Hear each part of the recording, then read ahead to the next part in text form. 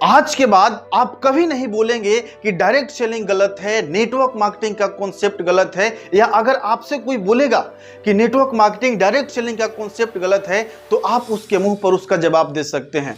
नमस्कार, मैं दीपक सिंह आज की इस वीडियो में बात करने वाला हूं कि नेटवर्क मार्केटिंग का कॉन्सेप्ट क्या है और इसकी रियलिटी क्या है, इसकी सच्चाई क्या है। पूरे वर्ल्ड के अंदर सबसे बड़ा ग्रुप कंज्यूमर का है।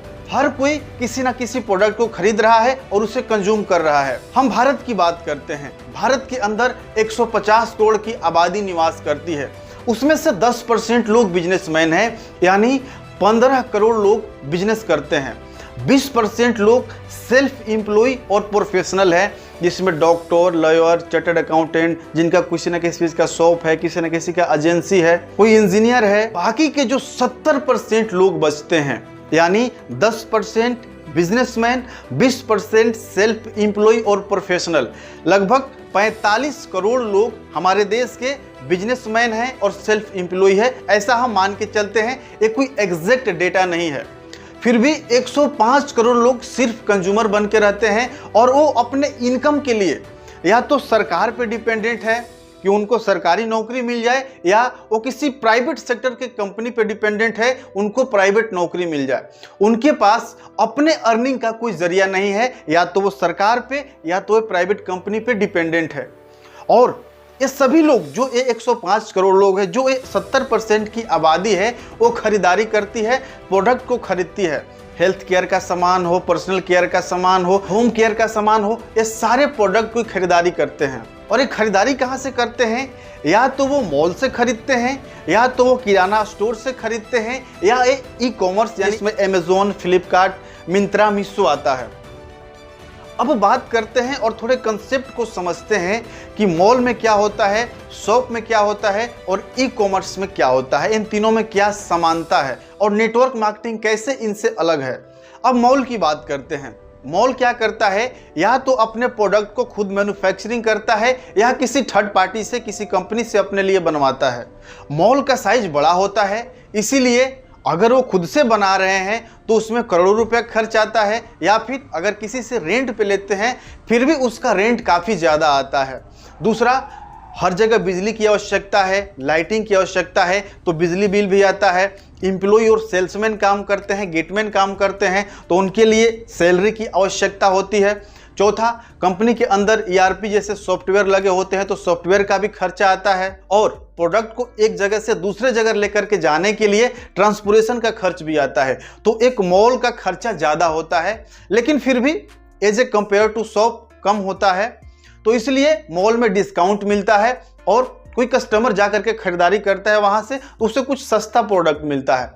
दूसरा, मोस्ट ऑफ द लोग जो शहर में नहीं बल्कि गांव में निवास करते हैं, वो अपने सामान की खरीदारी दुकान से करते हैं, और वो दुकानदार अपने प्रोडक्ट को होलसेलर से लेता है, वो होलसेलर डिस्ट्रीब्यूटर से लेता है, वो डिस्ट्रीब्यूटर जो डिस्ट्रिक्ट का डिस्ट्रीब्यूटर है, जिसे C&F कहते हैं, उससे लेता है, और वो अपने प्रोडक्ट को मैन्युफैक्चरर से लेते हैं।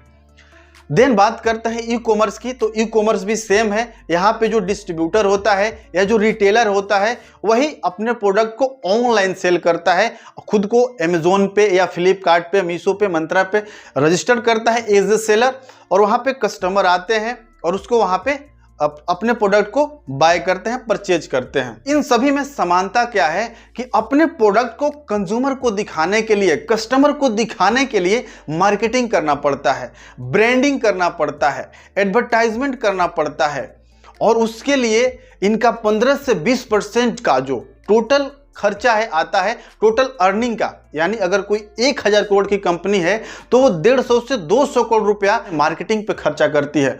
बड़े बड़े होर्डिंग को लगाना है, न्यूज़पेपर में इश्तेहार देना है, ऐड देना है, डिजिटल मार्केटिंग से लोगों को टारगेटिंग करना है, टीवी पे ऐड चलाना है, किसी एक्ट्रेस को हायर करना है, किसी एक्टर को हायर करना है, और इसमें 15 से 20% इनके टोटल अर्निंग का खर्चा हो जाता है। और अंततः कस्टमर को मोस्ट ऑफ द प्रोडक्ट उनके MRP पे मिलते हैं। जितना उनका MRP होता है उतने पे उनको मिलता है। और ये जो 105 करोड़ की आबादी है, ये जो 105 करोड़ का पॉपुलेशन है जो खरीदारी करता है, या वो मॉल से खरीदे, या वो दुकान से खरीदे, या वो e commerce company Amazon, Flipkart, Meesho, Myntra कहीं से भी खरीदे, उनको अर्निंग नहीं मिलता है। लेकिन अब नेटवर्क मार्केटिंग की बात करते हैं। नेटवर्क मार्केटिंग की मोस्ट ऑफ द कंपनियां या तो अपना प्रोडक्ट खुद से बनाती है या थर्ड पार्टी से अपने लिए मैन्युफैक्चरिंग करवाती है और उसके कंपनी के जो डिस्ट्रीब्यूटर होते हैं उनको डीपी रेट पे उस प्रोडक्ट को देती है। दो प्रकार के रेट है यहाँ पे, पहला है एमआरपी, दूसरा है डीपी। एमआरपी का होता है मैक्सिमम रिटेल प्राइस, डीपी यानी डिस्ट्रीब्यूटर प्राइस। तो जो भी उस कंपनी के डिस्ट्रीब्यूटर बनते हैं उनको डिस्ट्रीब्यूटर प्राइस के रेट पे मिलता है, यानी अगर कोई 100 रुपये का सामान है तो उनको 70 रुपये में मिलता है।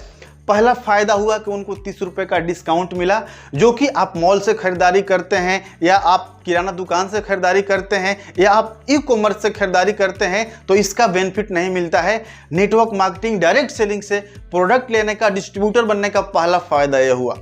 दूसरा, आपको आईपी, पीवी या बीवी, इनका हर कंपनी का अलग अलग होता है, बिजनेस वॉल्यूम, तो आपको वो भी मिलता है। आप अगर खरीदारी करते हैं तो आपको बिजनेस वॉल्यूम भी मिलता है, उससे भी आपको अर्निंग आती है। तीसरा, आप अकेले प्रोडक्ट खरीद तो रहे हैं लेकिन आप लोगों को रिकमेंड करते हैं, उसके बारे में बताते हैं और आपके रिकमेंड किए गए लोग, आपके द्वारा रिक्रूट किए गए लोग के द्वारा अगर खरीदारी किया जाता है फिर भी आपको अर्निंग आता है और उनको भी अर्निंग आता है और इस तरह से एक नेटवर्क बनता है और वहां से अधिक लोग को एक अर्निंग का अपॉर्चुनिटी मिलता है, जो कि मॉल से खरीदारी करते हैं या आप किराना दुकान से करते हैं या ई कॉमर्स से करते हैं तो वहां से आपको ये लाभ नहीं मिलता है। अब बात करते हैं इन्वेस्टमेंट की। अगर आपको नेटवर्क मार्केटिंग धंधे को शुरू करना है तो आप 5-10 हजार में इस धंधे को शुरू कर सकते हैं, लेकिन अगर आपको किराना दुकान खोलना हो तो लाखों रुपए खर्च करने पड़ेंगे। आपको डिस्ट्रीब्यूटर बनना हो तो आपको 40 लाख 50 लाख रुपए खर्च करने पड़ेंगे।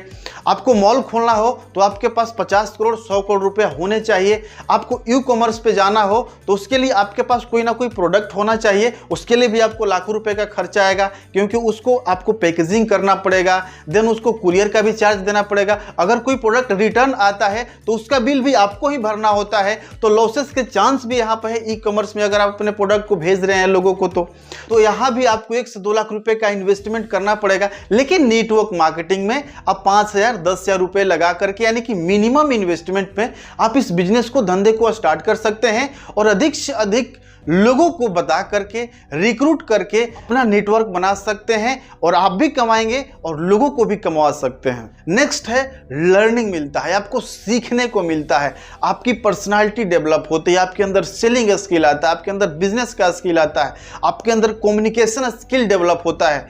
जिन स्किल को सीखने के लिए लोग पैसा देते हैं बाहर में जाकर के, कम्युनिकेशन स्किल सीखना है तो कोर्स खरीदते हैं, सेलिंग स्किल सीखना है तो उसका कोर्स ज्वाइन करते हैं, लेकिन आप नेटवर्क मार्केटिंग ज्वाइन करते हैं तो ये सारी स्किल फ्री में सीखते हैं और वो भी प्रैक्टिकली। और नेक्स्ट है अर्निंग।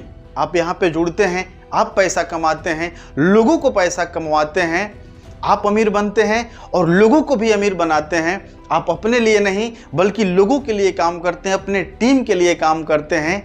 तो नेटवर्क मार्केटिंग का ओरिजिनल कंसेप्ट यह है, खुद कमाइए, लोगों को कमवाइए, खुद रिच बनिए, लोगों को रिच बनाइए। लेकिन जितने भी ट्रेडिशनल बिजनेस हैं उनका कॉन्सेप्ट है, हम बनेंगे, हम कमाएंगे, लोग खरीदेंगे, लोग सिर्फ खरीदारी करते रह जाएंगे। कमेंट बॉक्स में हमें जरूर बताइएगा, क्या नेटवर्क मार्केटिंग का कॉन्सेप्ट गलत है, क्या लोगों को रोजगार देने का कॉन्सेप्ट गलत है। वीडियो को लाइक और अन्य लीडर तक शेयर करना मत भूलिएगा। मिलते हैं अगले वीडियो में, तब तक के लिए आपका बहुत बहुत धन्यवाद।